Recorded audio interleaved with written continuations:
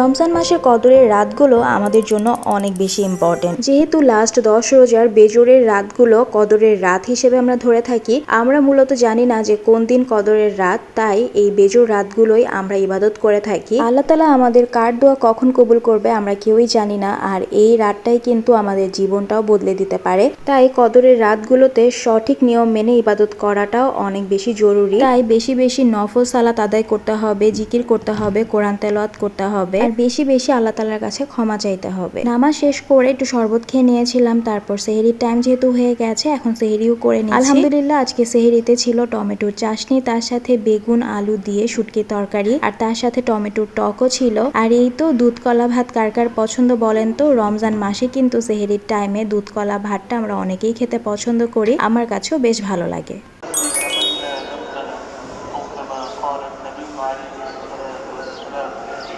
আর এই রমজান মাসে এটাই হয়তো লাস্ট ফ্রাইডে।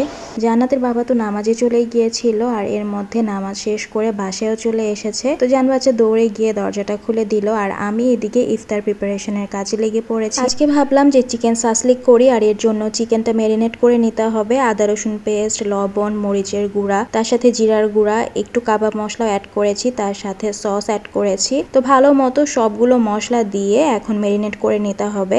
আপনারা চাইলে সয়া সসও ইউজ করতে পারেন, যেহেতু বাসায় সয়া সস তখন ছিল না তাই আমি এটা স্কিপ করেছি, বাট এতে টেস্টের কোনো হেরফের হবে না। তো আমি এখন চিকেনটাকে ভালো মতো অনেকক্ষণ ধরে ম্যারিনেট করে নিব। আর এই তো এখন আমি পেঁয়াজ, ক্যাপসিকাম আর টমেটো দিয়ে দিচ্ছি, আর এগুলো দিয়েও আমি ভালো করে কতক্ষণ ম্যারিনেট করে নিব। ম্যারিনেট করা যেহেতু হয়ে গেছে, এখন আমি স্টিকও নিয়ে নিয়েছি, আর স্টিকটা যেভাবে করে প্রিপেয়ার করতে হয় সেম ওভাবে করে নিচ্ছি। আপনারা দেখলেই বুঝতে পারবেন। প্রথমে আমি ক্যাপসিকাম দিয়েছি, তারপর চিকেন, তারপর আমি আবার অনিয়ন দিয়েছি, টমেটো দিয়েছি, চিকেন দিয়েছি, আবার আমি ক্যাপসিকাম দিয়েছি। তো এভাবে করে রিপিট করে নিতে হবে। আর সাসলিক তো আমরা কম বেশি সবাই বানাতে পারি, তো এক এক করে আমি প্রত্যেকটা স্টিক রেডি করে নিয়েছি সেম প্রসেসিং এ। এইদিকে কাজ করতে করতে জান বাচ্চারও শরীরটা অনেকটা খারাপ হয়ে গিয়েছিল, তো কান্না করছিল, এর জন্য ওকে একটু টাইম দিচ্ছিলাম। ও আমাকে ছাড়তেই চাচ্ছিল না, বলছিল মা তুমি আমার সাথে বসে থাকো। তো এর জন্য কাজ বাদ দিয়ে ওর সাথে বসে বসে ড্রয়িং করছিলাম, কথা বলছিলাম, যাতে করে ও একটু রিল্যাক্স ফিল করে।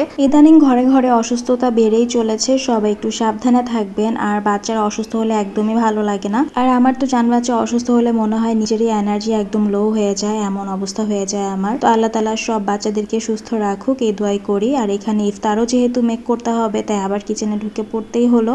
চিকেন স্টিক গুলো প্যানে দিয়ে দিয়েছি, আর এর উপর দিয়ে আমি টমেটো, কেচাপ, সুগার আর সামান্য একটু তেল মিক্সড করে সেটা আমি উপর দিয়ে দিচ্ছি। তো আমি অল্প আঁচে হালকা করে ভেজে নিচ্ছি। আর এদিক দিয়ে যেহেতু নুডলসও রান্না করব, তাই এখানে ভেজিটেবলস, নাগেটস এবং এগ একবারে করে ভালো করে ভেজে নিয়ে তারপর নুডলসটাও দিয়ে দিব। তো এখানে আমার নুডলসও রেডি হয়ে গেছে, তার পাশাপাশি চিকেন সাসলিক তো প্যানে আছেই, সেটাও হচ্ছে। তো ভাবলাম যে আজকে যেহেতু ড্রিঙ্কসও করতে হবে, তাই একটু ডিফারেন্ট করি। ডিফারেন্ট বলতে প্রতিদিনই তো গুড়ের শরবত, ট্যাং এগুলোই খাওয়া হয়, তো ভাবলাম আজকে তরমুজ যেহেতু আছে তরমুজের জুস বানিয়ে নেই। তো যেই কথা সেই কাজ, তরমুজের জুসও বানিয়ে নিলাম। আর এদিক দিয়ে আলহামদুলিল্লাহ আজকের ইফতার প্লেটার একদম রেডি আছে। ছোলা ভুনা ছিল, সেটা গরম করে নিয়েছি, তার সাথে চিকেন সাসলিক আর নুডলস, আর সেই সাথে 2 ধরনের শরবত আছে। আর হঠাৎ করে রাতের বেলা এত সুন্দর ওয়েদার হয়ে গিয়েছিল, মাশাআল্লাহ আলহামদুলিল্লাহ, যে কি বলবো, একদমই দুনিয়াটা ঠান্ডা হয়ে গেছে।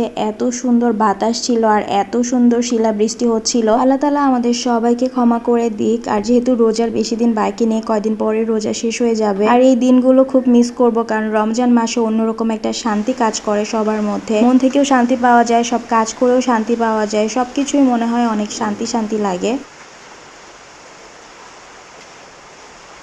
আলহামদুলিল্লাহ রহমতের বৃষ্টি হচ্ছে।